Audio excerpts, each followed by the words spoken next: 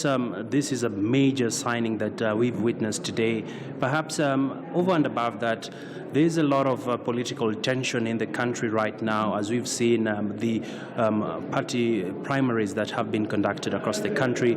Some were actually cancelled last week. And what do you make of Kenya's preparedness as we head to the August elections? What's the position of the U.S. government on this? So what's critically important is that Kenya hold free, fair, credible, and peaceful elections in August of 2017. And it's very important, really, for, obviously, Kenya's future, for economic growth, for security, for the country, for all of the people of this country. Now, the United States, of course, has no favored candidate or party. We are completely neutral, and our goal is really to help the Kenyan people hold the election that they want so they can choose the leaders that they want for the future of this country.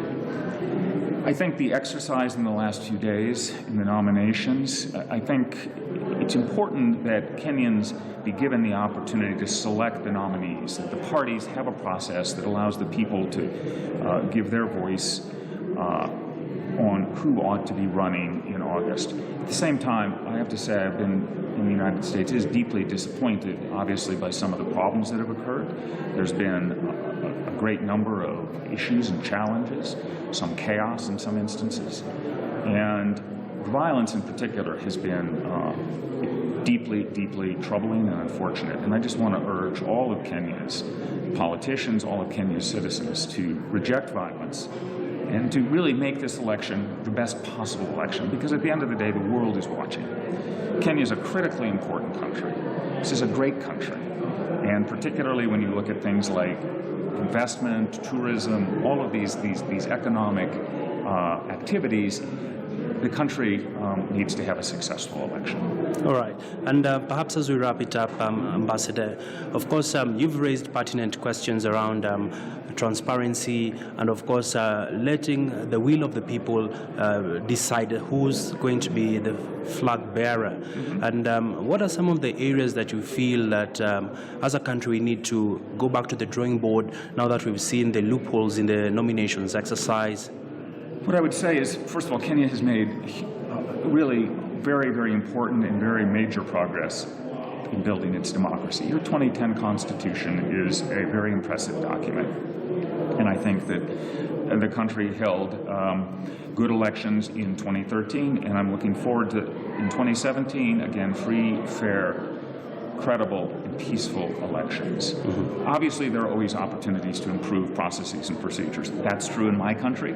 We're not perfect in our elections either. There are always challenges around particularly the logistical issues and technical challenges. But it is critical that everybody work to have the best possible process, that there be every effort made possible to support the IEBC to do its job, to hold a strong election, and that ultimately politicians accept the decision of the people. If somebody feels that something was unfair, they should go to the courts. What is very important is that everybody reject violence, say no to violence. No Kenyan should die because of an election. And I just want to emphasize that the United States, through its support, is working to support the IEBC. We're working to help with civic education, and we're working on peace building. We're committed to standing with the Kenyan people and to helping them hold the election that they want to help build the future of this great country. All right.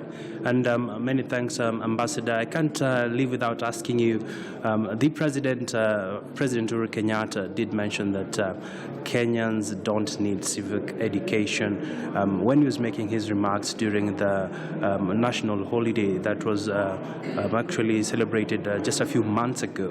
What do you make of this? Because we've seen a number of attempts to try and reduce the level of civil education to voters, really. Well, I think there's strong support in Kenya for civic education. And frankly, everything we do in this area is done in conjunction with the government of Kenya. There's nothing that we're doing which is not transparent and which is not done together with Kenyan authorities, in particular with the IEBC. So we're doing some great work here in this area. All right. Many thanks there. Robert Godek, the U.S. ambassador to Kenya, talking to us on the party primaries. And of course, this, Michelle, comes at a time where we are seeing political tensions in the country taking another level. And of course, we'll continue to update you regarding what's happening on the ground and, of course, the latest from this end. From this side of town, Michelle, back to you in studio.